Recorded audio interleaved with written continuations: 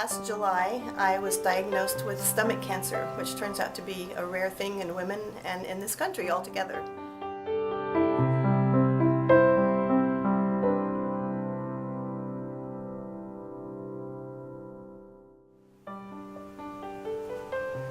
It is stage 4 stomach cancer. It has spread to the omentum, the lymph nodes, and the vertebrae of the lumbar spine, and possibly the liver. Doctors kind of, they don't know for sure, but this kind of thing usually could be terminal within 11 to 12 months.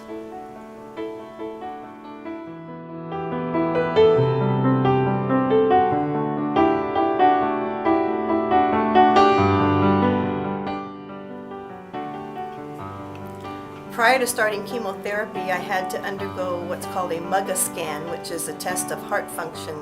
I guess that's routine for all chemo patients. Mine turned up irregular, much to our surprise. They said I possibly had had a heart attack without knowing it. The heart was possibly enlarged and not functioning correctly. This was a big surprise. I didn't have any symptoms, and we had no suspicions of any heart problems. So then they did more tests, like a heart scan, and I had to go have a cardiac, let me see if I can get the name right, a cardiac CAT scan. And so after thinking that I was having heart trouble and they put me on 2 different heart medications, the next test showed that, which is a more conclusive test by the way, showed that I had no heart problems, no plaque in the veins, none of that thing going on. The heart was fine, and I was able to stop the heart medications. And the oncologist told me that he has never seen such a discrepancy in the 2 tests. And so my heart is fine now. And we believe that God touched my heart.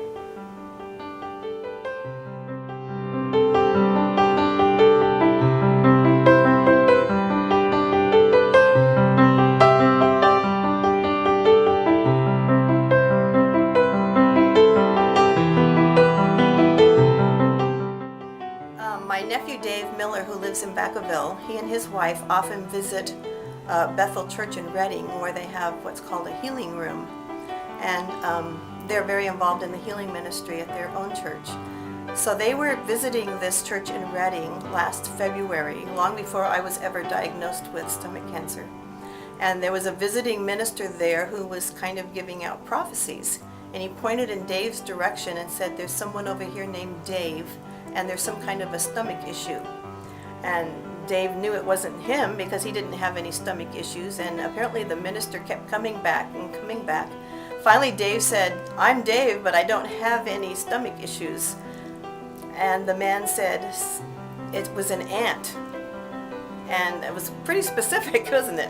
An aunt who was going to have, or has, or is going to have stomach issues. And he was still confused because none of his aunts had stomach issues at the present time. But the man went on to say that a man named Robert in our family had died of this same thing. And my father's name is Robert, and he died of cancer. Not stomach cancer, but it was cancer.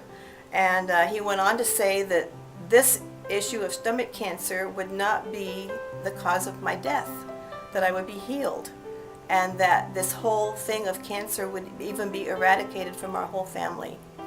So that's kind of awesome if you think about it, because it's very specific, an aunt and stomach, and we're all been kind of blown away, but yet that gives us hope that God is going to heal me. I have had so much support during this whole process. First of all, God has been there for me. Of course I cried the first day I found out, and the family cried, and that was the toughest part, is telling the family. But God has been there. I've been so up, and so much support, from people sending me messages on Facebook and by email and telephone calls and cards. There's one particular woman in the church who sends me a card every week, and people have prayed for me literally around the world because people are spreading the word. I've even had a note slipped into the Wailing Wall in Jerusalem for me, and I've had a rosary blessed by a priest at Notre Dame in Paris. And it goes on and on. Somebody in Dubai has been praying for me, not to mention all around the country.